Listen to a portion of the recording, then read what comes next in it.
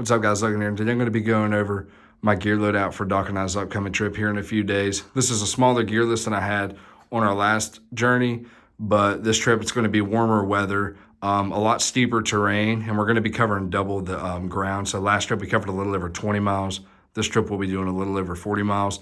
It'll be a 3-day and 2-night, so we'll really be gaining some miles during the day. We'll be putting in the work, but let's go ahead and jump into this gear list.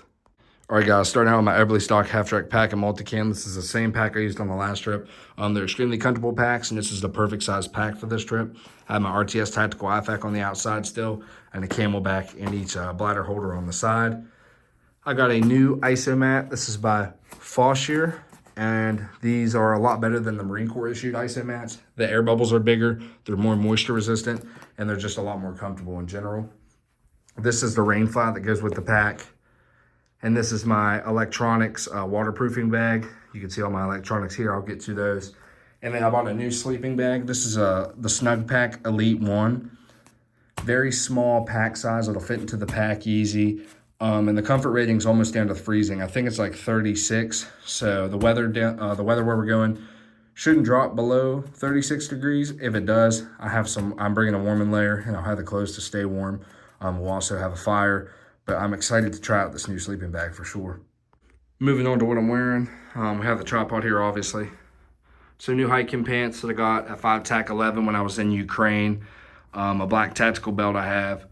These are the Merrell Moab 3s. These aren't the same ones that I wore on the last trip. They're Moab 3s, but these aren't thermo insulated. These are for all season. I'm bringing the Fisker's axe again, and then a new Gerber knife I got as a gift. I want to bring it out there and put some use in on it. We have just a t-shirt I'll be wearing. I should be able to wear short sleeves out there pretty comfortably. I'm also going to be wearing a long sleeve shirt when I leave as well, a polypro style material. Moving over here, the one cold weather layer I'm bringing is a waffle top, just to wear at night in the sleeping bag if it gets too cold. And then here we have the Frog Togs, which is rain gear.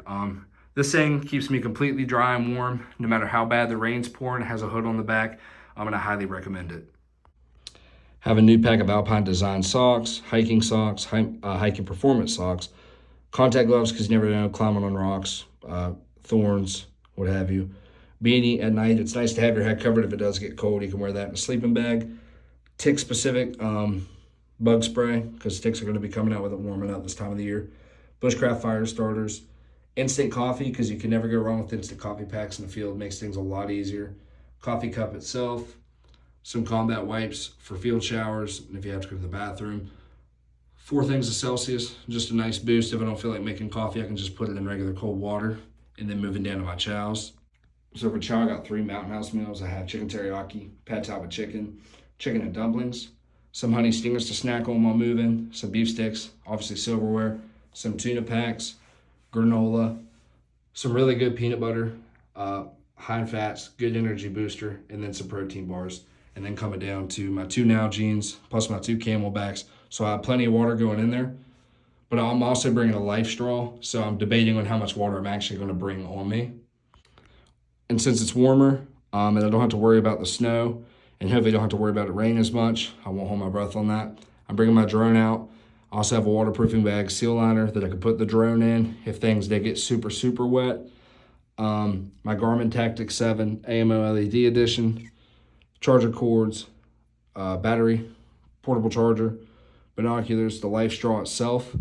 I'm bringing trekking poles this time for the river crossings and also because of the terrain.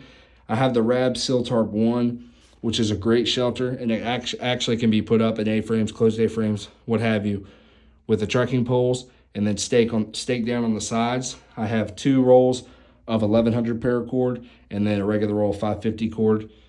And then, yeah, guys, that is my gear list for this trip. Like I said, it's a 3-day, 2-night. We're going to be covering over 40 miles. Insane terrain, rock climbs, rock scrambles, drop-offs, cliffs. I really hope you guys enjoy it. And that'll be the next video you guys see me in. So I'll see you guys on the next one. One last thing, guys. This Garmin Tactic 7 has been absolutely paramount. In almost all of my trips, it has a built-in compass. So anytime you are navigating, you can pull up your compass. You can recalibrate it, reset it. It runs off satellites, and it's navigating me to the point I need to go to every time. You can custom enter coordinates You can save spots on the map. You can navigate to your waypoints. You can mark your camps. You can do so many things on this watch that I'm still learning, and I've been using the watch now for 6 months or more. And it's extremely durable. The battery life is insane. And it also tracks all your calorie metrics, your altitude gained. It lets you know when you're acclimatized to elevation. If you have any more questions about this watch, please feel free to reach out to me about it. This is the only brand of watch, Garmin in general, for navigating, especially deep in the wilderness. Garmin is the brand that I go with, and it's a company that I will stick to buying for because I've put this watch to the test, and so far it has not failed me in any category.